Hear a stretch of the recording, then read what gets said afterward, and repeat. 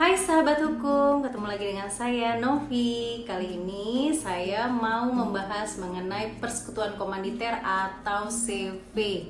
Sebelumnya kita bahas, mungkin pernah dari sahabat hukum kedatangan klien, entah profesi notaris atau juga sebagai lawyer atau juga sebagai konsultan hukum, datang orang yang menanyakan, saya mau buka usaha nih, baiknya apa ya, enaknya apa ya, CVK, firma, PT, atau perseorangan. Kan klien pun tidak terlalu mengerti gitu bedanya badan usaha dengan badan hukum. Nah, kita sebagai memang berprofesi mengenai backgroundnya hukum, tentu kita akan jelaskan.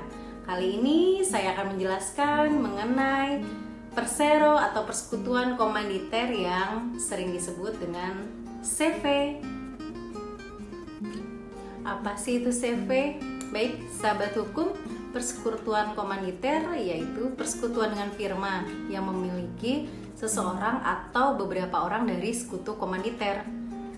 Nah, lalu kita mungkin akan bertanya, dasar hukumnya tuh sebenarnya CV itu ada di mana? CV itu ada di KUH Dagang. Belum ada spesifik peraturan yang membahas detail mengenai CV. Di dalam CV itu ada 2 sekutu komanditer. Sahabat hukum, di dalam CV atau persekutuan komanditer itu ada 2 sekutu. Yang pertama sekutu kerja atau komplementer, dan yang kedua adalah sekutu komanditer. Perbedaannya apa? Kalau saya lebih sering menyebutnya pesero komanditer dan pesero pengurus. Jadi kalau pesero komanditer itu hanya sebatas saham yang dimasukkan ke dalam usaha tersebut, ke dalam CV tersebut. Nah, kalau untuk komplementer, sekutu komplementer atau sekutu atau pesero pengurus, saya menyebutnya itu adalah benar-benar selain memasukkan dana ke dalam usaha tersebut, juga bertanggung jawab atas berjalannya dari CV tersebut.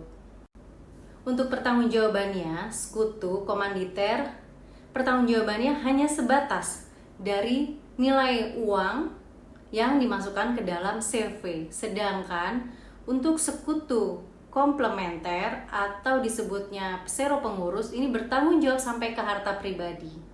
Jadi lebih mempunyai tanggung jawab besar sekutu komplementer. Selain menjalankan jalannya usaha, juga bertanggung jawab sampai harta pribadi di dalam CV tersebut. Dan untuk kepengurusan CV, sahabat hukum, di sini kalau kepengurusan CV tersebut dilakukan oleh sekutu kerja atau pesero pengurus. Di dalam menjalankan usahanya yang mempunyai peran aktif itu adalah sekutu kerja atau pesero pengurus. Sedangkan pesero komanditer tidak turut aktif di dalam jalannya usaha dari si CV tersebut, tapi tentu tetap mempunyai peran penting di dalam suatu CV. Terus pasti jadi pertanyaan, gimana nih kalau ternyata pesero komanditer ikut andil di dalam jalannya perusahaan atau jalannya suatu usaha CV secara aktif? Ya, tentu sekutu komanditer tersebut harus bertanggung jawab juga, mempunyai tanggung jawab sama seperti sekutu komplementer atau si pesero pengurus tersebut yang menjalankan usaha. Termasuk tanggung jawabnya. Bagaimana dengan bubarnya suatu CV? CV itu dapat bubar yang pertama karena memang di dalam pembuatannya telah ditentukan jangka waktunya. Misalkan jangka waktunya hanya mau 10 tahun. Jadi ketika masa tersebut sudah selesai atau sudah jatuh tempo pada masa yang tercantum di dalam akta pendirian CV tersebut, maka secara otomatis CV tersebut bisa dinyatakan bubar. Dan yang kedua, misalkan CV tersebut dibuat untuk membuat suatu pekerjaan atau melakukan hal yang diperjanjikan, maka setelah hal tersebut atau pekerjaan tersebut telah selesai dan dinyatakan dalam akte tersebut juga dinyatakan pekerjaan itu adalah A dan pekerjaan A itu telah selesai, maka CV tersebut dapat dibubarkan. Dan Hal lain yang dapat menyebabkan bubarnya CV yaitu misalkan atas kehendak salah satu dari sekutu atau pesero CV tersebut atau dari dua-duanya, bisa juga. Maka sama-sama mereka sepakat untuk membubarkan. Dan yang terakhir tentunya apabila salah satu dari sekutu pesero tersebut atau sekutu dari CV tersebut telah meninggal dunia, dan juga pesero tersebut atau sekutu tersebut dinyatakan pailit, maka otomatis CV tersebut bisa dibubarkan.